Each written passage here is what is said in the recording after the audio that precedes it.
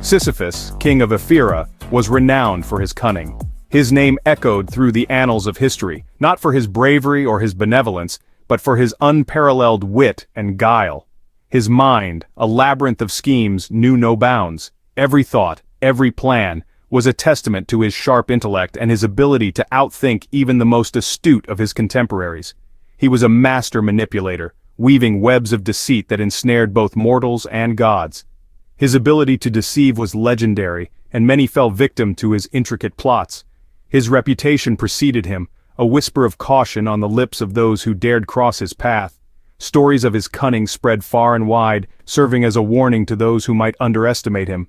Sisyphus, they said, was not a man to be trifled with. His presence commanded respect, and his subjects knew better than to question his authority. Born under a mischievous star, Sisyphus seemed destined for a life beyond the ordinary. The stars themselves seemed to whisper of his future exploits, hinting at the extraordinary path he would tread. His reign, though prosperous, was marred by an insatiable thirst for power. Wealth and influence were not enough for him. He sought something greater, something that would set him apart from all other kings. He craved more than the mortal realm could offer. His ambitions reached beyond the earthly plane, into the realm of the divine. He yearned to test the very fabric of fate, to challenge the gods themselves and bend destiny to his will. Little did he know his ambition would lead him down a perilous path. A path fraught with danger and unforeseen consequences, a path that would challenge even the gods themselves. His defiance would not go unnoticed, and the gods would soon take action against him. Sisyphus's legend was not one of heroism or valor, it was a tale of cleverness and audacity, of a man who dared to defy the natural order. No, his tale was spun from threads of trickery and defiance. His actions were a testament to his unyielding spirit and his refusal to accept his place in the world. It was a story whispered in hushed tones, a cautionary tale that served as a reminder of the consequences of hubris and the dangers of challenging the divine, a warning to those who dared to tempt the wrath of the divine. For in his quest for greatness, Sisyphus would ultimately face a punishment that would echo through eternity. The audacity of Sisyphus knew no bounds. He was a man who dared to challenge the very fabric of existence, a mortal who refused to accept his fate. When Thanatos, the god of death, came to claim him, Sisyphus did not cower in fear. Instead, he saw an opportunity to defy the inevitable.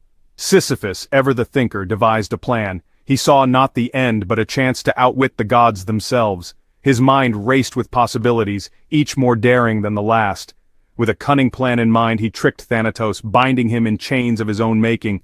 The god of death, once feared by all, was now a prisoner, struggling against the unyielding bonds.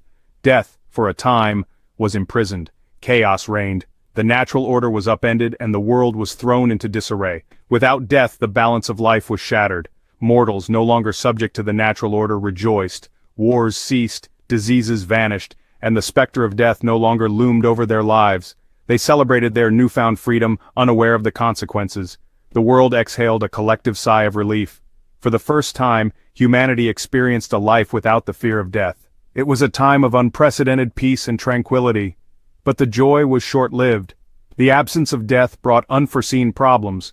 Overpopulation, scarcity of resources, and the stagnation of life itself began to take their toll. The gods, their carefully crafted tapestry of life and death disrupted, were far from pleased. They watched as the world they had created began to unravel, their divine order thrown into chaos. The whispers of dissent reached the ears of Zeus, king of the gods. He listened intently, his expression growing sterner with each passing moment. The balance of the universe was at stake. His fury shook the very foundations of Olympus.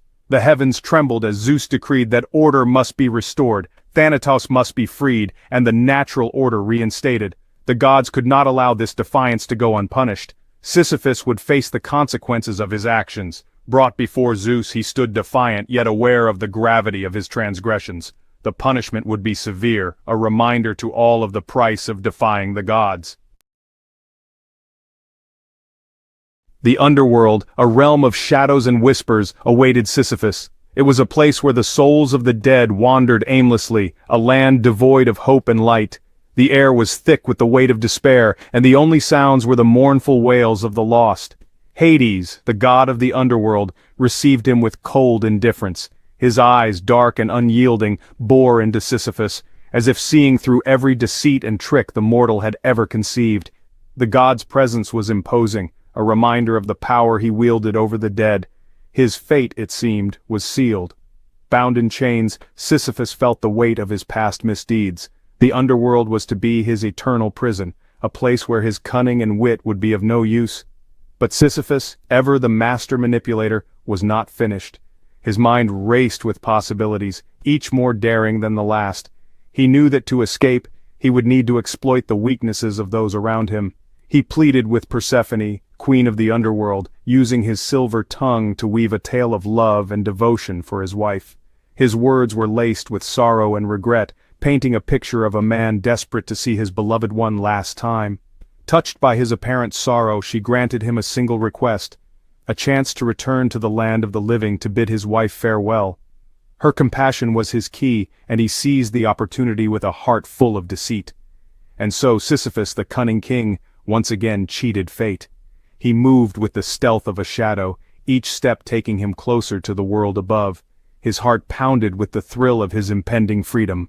He slipped through the cracks of the underworld, leaving behind a promise he had no intention of keeping. The darkness of the underworld receded, replaced by the faint glow of the living world. He had tasted freedom, and he was loath to relinquish it.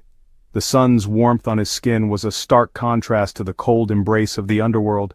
Sisyphus knew that he had outwitted the gods once more, and he was determined to savor every moment of his hard-won liberty. News of Sisyphus's escape reached Mount Olympus, igniting the fury of the gods. Zeus, his patience exhausted, dispatched Hermes, the swift-footed messenger, to retrieve the deceitful king. Hermes, with the speed of a thought, descended upon Sisyphus. Sisyphus, caught in his web of lies, could offer no resistance. He was dragged back to the underworld, his dreams of freedom shattered. This time there would be no escape. Section 5. The cruel fate of Sisyphus, condemned for eternity. Hades, his face a mask of cold fury, awaited Sisyphus's return. The king stood before him, his usual arrogance replaced with a flicker of fear. His punishment, Hades declared, would be a testament to the futility of his actions. He would be condemned to an eternity of meaningless toil. His task? To push a massive boulder up a steep hill, only to watch it roll back down again, for all eternity. A punishment that mirrored the endless cycle of his deceit. Section 6. The weight of deceit. The boulder and the hill. The boulder, cold and unforgiving, awaited Sisyphus at the foot of the hill. With each heave, each strained muscle, he inched it upwards. His breath escaped in ragged gasps, his body a testament to his endless labor. Yet just as victory seemed within reach, the boulder would break free. Down it would tumble, crashing back to its starting point, a cruel parody of his ambitions. The cycle would begin anew, an eternal reminder of his folly. Section 7. Echoes of Sisyphus, a timeless tale. The myth of Sisyphus, a tale whispered across millennia, serves as a stark warning. It speaks of the perils of hubris, the futility of cheating death, and the price of defying the gods. Sisyphus, the cunning king, became a symbol of the human struggle against the absurd. His plight, a poignant echo of our own struggles against the weight of existence. We are all, in a sense, Sisyphus, pushing our own boulders up the hill of life. Section 8. The enduring question, can Sisyphus escape? But is there hope for Sisyphus? Can he, after eons of torment, find a way to escape his fate? Or is he forever bound to the will of the gods, an eternal testament to their power? The myth, open to interpretation, offers no easy answers. It challenges us to confront the nature of free will, the boundaries of fate, and the very essence of existence. Section 9. Beyond the myth, the human condition. The myth of Sisyphus transcends the boundaries of time and culture.